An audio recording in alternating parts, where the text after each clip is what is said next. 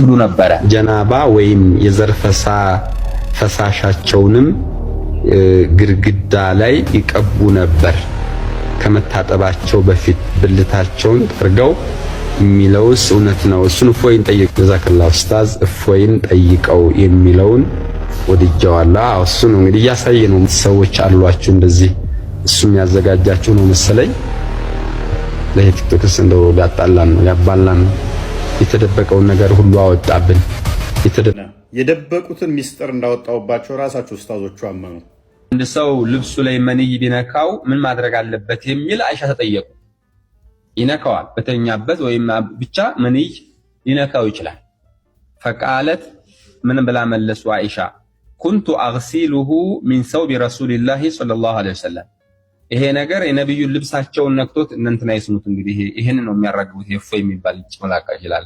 ይሄንን ነገር ለበያን ለማስተማር የሰጡንን ነገር አዙሮ ለእንትን ያደርገዋል። ያኒ ነብዩ ከልብሳቸው ላይ እፈገፍግላቸው ነበር። አጥባለሁ አይልም እዚህኛው ላይ። የቅድሙ አጥብላቸዋለሁ አለች፣ አሁን ደግሞ ፈገፍግላቸዋለሁ አለች። መፈግፈግ ማለት ደግሞ አሉ ነጃሳ ባይሆን ነው።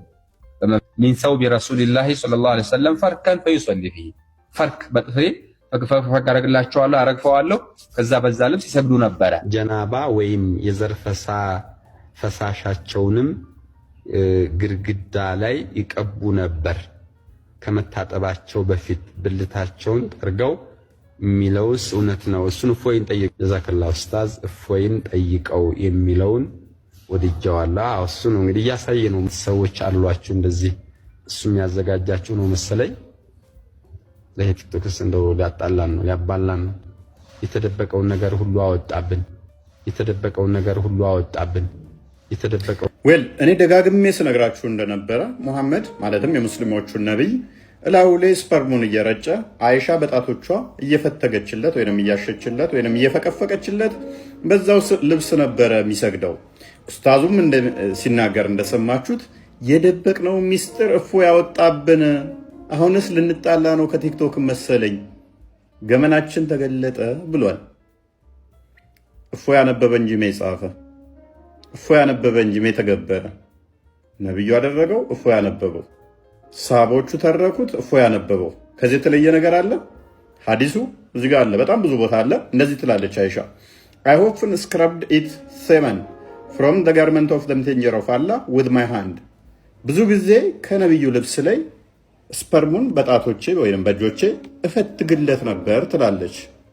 እኛ ስንናገረው ነውር ወይንም ደግሞ ባለጌው የተሳደባችሁ ያሉት ደብቀውት ኖረው እንደሆነ ኡስታዙ ሲናገር ሰማችኋል። የደበቅነውን ነገር አወጡብን። እያንዳንዱ የደበቋትን ገና እናጋልጣለን። በአረብኛ ሸውደዋችኋል። ውድ ሙስሊም እህት ወንድሞቼ በአረብኛ እያታለሏችሁ እየሸወዷችሁ ሲኦል እንድገቡ እያደረጓችሁ ነውና ቆም ብላችሁ አስቡ። ስለ መሐመድ በጣም አጸያፊ እውነታ ቁጥር 1 መሐመድ ሁሌም በዘር ፈሳሹ ይሸፈን ነበር። አዎ እኔ ብየዋለሁ፣ ግን እኔን አትመኑ። የልጅ ሙሽሪት አይሻን እመኑ። ሳሂህ አልቡኻሪ 232 አይሻ እንደተረከችው የነብዩን ልብስ በማጠብ የዘር ፈሳሹን አጸዳ ነበር። ከዚያም በኋላ እንኳን በእርሳቸው ላይ አንድ ወይም ከዚያ በላይ ነጠብጣቦችን አስተውላለሁ።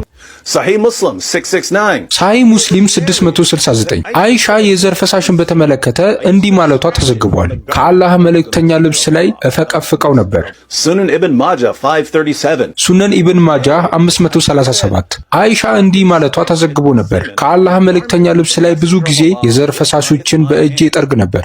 Aisha, the semen-scraping prepubescent child bride. አይሻ የወንድ የዘር ፈሳሽ አጽጂ የልጅ ሙሽሪት በእስልምና የአማኞች እናት ትባላለች።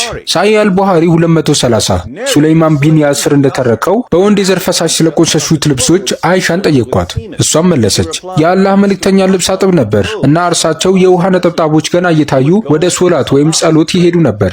Muslims of the world, why was your prophet always covered in semen? የዓለም ሙስሊሞች ሆይ ነብያችሁ ምን ጊዜም በወንድ የዘር ፈሳሽ ይሸፈን የነበረው ለምንድን ነው? የጥርጣሬውን ጥቅም ልስጣችሁና የእሱ የዘር ፈሳሽ እንደሆነ አስቡ። ነብያችሁ ሁል ጊዜ በዘር ፈሳሹ ይሸፈን የነበረው ለምንድን ነው? ማስተርቤሽን ወይም ሴጋ አልተፈቀደለትም። ስለዚህ የዘር ፈሳሹ ምንጭ ያ አልነበረም። ከሚስቶቹ ወይም ከወሲብ ባሪያዎቹ እንዲወጣ አልተፈቀደለትም። ታዲያ ይህ ሁሉ የወንድ ዘር ከየት መጣ? እዚህ ላይ እጅግ በጣም ልግስና የተሞላበት ድምዳሜ በጣም ለጋስ ስለሆንኩ መሐመድ ልብሱን ሌላው ቀርቶ ወደ መስጊድ ሲሄድ የሚለብሰውን ልብስ እንኳን ከወሲብ በኋላ ብልቱን ለማጽዳት የሚጠቀምበት መሆን አለበት የሚል ነው። ያ ልሰራ የሚችለው በጣም ጥሩ መደምደሚያ ነው። እመኑኝ፣ ልሰራቸው የሚችላቸው ሌሎች መደምደሚያዎች በጣም ክፉ ናቸው። በተቻለኝ መጠን በጎ የሆንኩ ነው፣ ምክንያቱም በጎነት የሚንጸባረቅበት አይነት ሰው ስለሆንኩ። እንዲህ በማለት ብቻ ነው መደምደም የምችለው። ነብያችሁ በአንድ ሌሊት ከ9 ሴቶችና ልጃገረዶች ጋር ወሲብ ይፈጽም ነበር። የራሱን ልብስም ተጠቅሞ ብልቱን እንዲሁም በእያንዳንዱ ዙር የሚስቶቹን ብልት ያጸዳና ከ9ኙ ዙር በኋላ ገላውን ይታጠባል። እናም ልብሱን አያጥብም። ከዚያም ልብሱን ይለብስና ወደ መስጊዱ ለመሄድ ይዘጋጃል። ከዛም የወንድ የዘር ፈሳሽ አጽጂ የልጅ ሙሽራ የሆነችው አይሻ በላዩ ላይ ያለውን የዘር ፈሳሽ ታያለች። ስለዚህ ታስቆመውና በተቻለ መጠን ለመፈቅፈቅ ወይም ለማጠብ ትሞክር ነበር። ከዚያም መሐመድ በልብሱ ላይ አሁንም እርጥበት ነጠብጣቦችን ይዞ ወደ መስጊድ ይሄዳል። Would you want to be around this guy? በዚህ ሰው ዙሪያ መሆን ትፈልጋላችሁ? እቅፍ አድርጋችሁ ልብሱ በእናንተ ላይ እንዲያርፍ ትፈልጋላችሁ? ጣቶቹን መላስ ወይም መጥባት ትፈልጋላችሁ? ከዛም በኋላ ጣቶቹን ማጽዳት ትፈልጋላችሁ? የህፃን ልጃችሁን ምላስ እንዲጠባ ትፈልጋላችሁ? ለአቅመ ሔዋን ያልደረሰች ልጃችሁን እንዲያገባ ትፈልጋላችሁ? በህይወታችሁ ዘመን በሙሉ ከነብያችሁ መሐመድ የበለጠ ቆሻሻና አጸያፊ የሆነ ሰው አግኝታችሁ ታውቃላችሁ? If you're feeling a little nauseous right now, I've got a trick that will make you feel better in just a moment. አሁን ትንሽ የማቅለሽለሽ ስሜት ከተሰማችሁ በአጭር ጊዜ ውስጥ ጥሩ ስሜት እንዲሰማችሁ የሚያደርግ ዘዴ አለኝ። ነገር ግን ዶክተር ውድ የማቅለሽለሽ ስሜታችሁን ከመድገሙ በፊት ሰብስክራይብ አድርጋችሁ የደውል ምልክቱን ኦል የሚለው ላይ አድርጉት። እኔ መድረስ የማልችልበት ቦታ እናንተ ማድረስ ስለምትችሉ ሼር ማድረግም እንዳትዘነጉ። የምሰራቸው ቪዲዮዎች ላይ የማስቀምጠው ገደብ የለም። ስለዚህ በቲክቶክ፣ በዩቲዩብ፣ በቴሌግራም እና በመሳሰሉ የራሳችሁ ቻናሎች ላይ ለመልቀቅ እንዳትሳቀቁ። በአስተያየት ጫው ላይ በዚህ ዝርዝር ውስጥ መካተት የነበረባቸው ስለ መሐመድ ሌሎች አጸያፊ እውነታዎች ካሉ አሳውቁኝ። ሙስሊም ከሆናችሁ መሐመድ ድንቅ የሞራል ምሳሌ ነው የሚለውን እምነታችሁን ለመጀመሪያ ጊዜ አሁን ከሰማችኋቸው እውነታዎች ጋር እንዴት እንደምታስታርቁ ብታካፍሉን ደስ ይለናል። ምክንያቱም እውነቱን እንነጋገር ከተባለ ኢማሞቻችሁ ይህንን እውነታ አይነግሯችሁም። መልካም ዶክተር ውድ፣ ለጅምላ የማቅለሽለሽ ወረርሽኝ ወደ ድንገተኛ ክፍል። ለሆድ ችግር መፍትሄው ምንድነው? የኔን ቻናል የሚከታተሉ ሁሉ አሁን በአንድነት የግመል ሽንት። መሐመድ ለሆድ ህመም የፈለሰፈው ተአምራዊ ምትሃታዊ መድኃኒት የግመል ሽንት ነበር። እውነት ነው። መሐመድ ለተከታዮቹ ሽንቱን ከጠጡ ዳግመኛ ሆዳቸውን እንደማያማቸው ተናግሯል። ምናልባት ይህንን ወደ ምርጥ 10 ዝርዝር መለወጥ አለብኝ። ቁርአንን አብዝቶ መቅራት ያሳብዳል ይላሉ። እንዴት ይታያል ይላል ያ አላህ።